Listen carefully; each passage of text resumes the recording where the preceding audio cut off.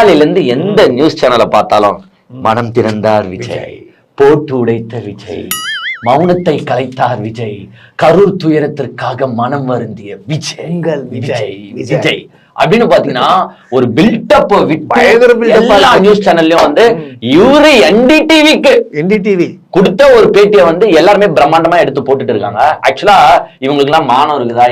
அதுதான் எனக்கு ஒண்ணும் புரியலங்க. அதுதான் தமிழ்நாடு மீடியா சட்டப்படி என்னங்க போடணும்? தமிழ்நாட்டு மீடியாக்களை மதிக்காத விஜய் அப்படின்னு போடணும். இப்படித்தானே போடணும் சட்டப்படி. ஏங்க எவ்வளவு கஷ்டப்பட்டு இருக்காங்க நம்ம மீடியா. இப்ப கூட போங்கல, அவர் வீட்டு வாசல்ல ஒரு 10 பேர் மைக் கூட வெயிட் கண்டிப்பா நிப்பாங்க. ஏதாவது ஒரு வார்த்தை பேச மாட்டாரா? இல்ல போகும்போது ஒரு வீடியோ எடுப்போம் அப்படின்ட்டு உங்களுக்காக ஓவர் பில்டப், ஓவர் ஹைப் கொடுத்து டெய்லி வெயிட் பண்ணிட்டு இருக்காங்க. 3 வருஷமா பின்னாடி சுத்தி அந்த ஆள் மதிச்சானா? ஒரு மதிப்பு எந்த தமிழ்நாடு மீடியாஸ்க்கும் ஒரு பேட்டி இது வரைக்கும் கொடுத்ததே கிடையாது.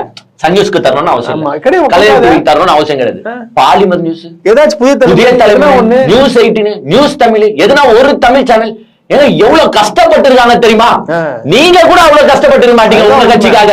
இந்த நியூஸ் சேனல்ஸ்ல சிலது அவ்வளவு கஷ்டப்பட்டுச்சு உங்களுக்காக. ஆமா, காலையில இருந்து சாயங்காலம் இருக்குங்க. தனது காலையிலே நடந்து வந்த விஜய், காரில் உட்கார்ந்த விஜய், ஏர்போர்ட்டுக்கு சென்று கையசைத்த விஜய், அப்படி சொல்லக்கூடாதா? விஜய் செய்த செயல், அதுதான் கரெக்ட். இது கையை ஆட்டுறது கூட விஜய் செய்த செயல்.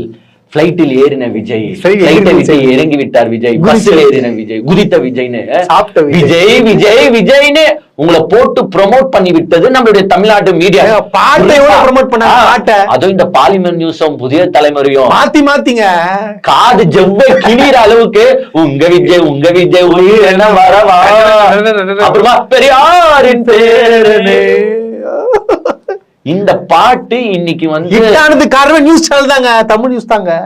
இந்த நியூஸ் சேனலுக்கு என்னைக்காச்சும் கூப்பிட்டு, சரி நம்மளுக்காக இவ்வளவு கஷ்டப்படுறாங்க, இவ்வளவு உழைக்கிறாங்க, பாலிமர் நியூஸ் வாங்க, நான் பேட்டி ஜாலியா பேசலாம், வாங்க புதிய தலைமுறை வாங்க, நான் ஒரு பேட்டி தரேன் வாங்க. சன் நியூஸ் கூப்பிடுவேன் வேணாம்,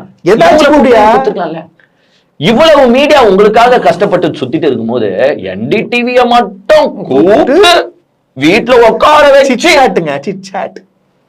இது அப்ப வந்து குத்தாரா என்டிடிவி தான் கொடுப்பேன், தமிழ்நாட்டு மீடியாஸ மதிக்க மாட்டேன். இன்டர்நேஷனல் அப்ப நெக்ஸ்ட் பிபிசியா? அடுத்தது எங்க அண்ணன். ஆமாங்க, அதுதான் கூட்டணி. எங்க அண்ணன் யார் கூட போட போறாரு? டொனால்ட் ட்ரம்ப், ரஷ்ய அதிபர் விளாடிமிர் புட்டின், அவங்க கூட தான், north Korea Kim Jong Un கூட தான கூட்டணி. சோ நெக்ஸ்ட் வந்து ஃபாரின் சேனல்ஸ் தான் வந்து அண்ணனை பேட்டி எடுக்க முடியும் போல வர போறாங்க. சோ வந்து பாத்தீங்கன்னா என்டிடிவி அது யாருதுன்னு உங்களுக்கு தெரியாத சட்ட திட்டங்கள் ஏதோ இல்ல, போன் போட்டு வந்திருக்கோம் போல, ஏய் நான் பேட்டி கொடுறேன் நம்ம சேனலு அப்படின்னு மிரட்டாங்களா? என்ன